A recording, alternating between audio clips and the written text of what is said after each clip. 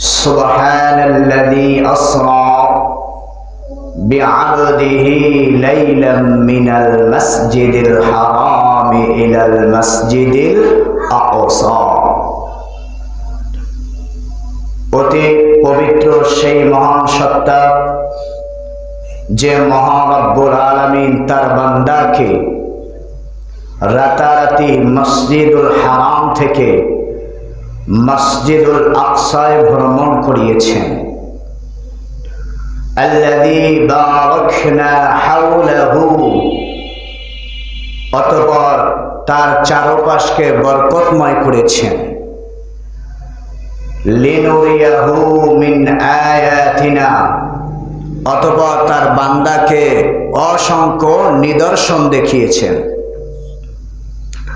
ইন্নাহু হুয়াস সামিউল বাসীর, নিশ্চয় তিনি শ্রবণকারী এবং নিশ্চয় তিনি দেখার শক্তি রাখেন। তাহলে যিনি তার বান্দাকে অর্থাৎ মুহাম্মদ সাল্লাল্লাহু আলাইহি ওয়াসাল্লামকে মসজিদুল হারাম থেকে, মসজিদুল হারাম হইল মক্কা শরীফে, কোথায়? মক্কা শরীফে, সেটাকে বলা হয় মসজিদুল হারাম। আর মসজিদুল আকসা যেটা ফিলিস্তিনে। তাহলে আল্লাহ পাক তার বান্দাকে রাতের বেলায় মসজিদুল হারাম থেকে মসজিদুল আকসায় নিয়েছেন। আমরা যেটাকে জানি হলো ইসরা।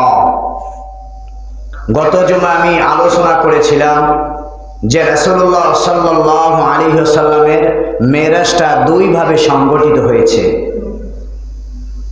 প্রথম নাম্বার হলো মসজিদুল হারাম থেকে মসজিদুল আকসা পর্যন্ত রাসূলুল্লাহ সাল্লাল্লাহু আলাইহি ওয়াসাল্লাম বোরাকের উপরে চড়ে তিনি মসজিদুল হারাম থেকে মসজিদুল আকসায় গিয়েছেন, যেটাকে বলা হয় ইসরা। যেটাকে বলা হয় কি? ইসরা। আর দ্বিতীয় অংশ হলো মসজিদুল আকসা থেকে সরাসরি সিদরাতুল মুনতাহায় পৌঁছেছিলেন। তো রাসূলুল্লাহ সাল্লাল্লাহু আলাইহি ওয়াসাল্লামকে সাক্ষাৎ করার জন্য আল্লাহ পাক মসজিদুল আকসা থেকে জান্নাত পর্যন্ত একটা সক্রিয় স্বয়ংক্রিয়ত একটা সিঁড়ি আল্লাহ পাক স্থাপন করেছেন।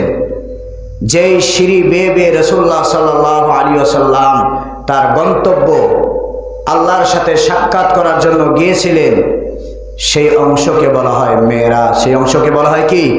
মেরাজ। অর্থাৎ মসজিদুল আকসা থেকে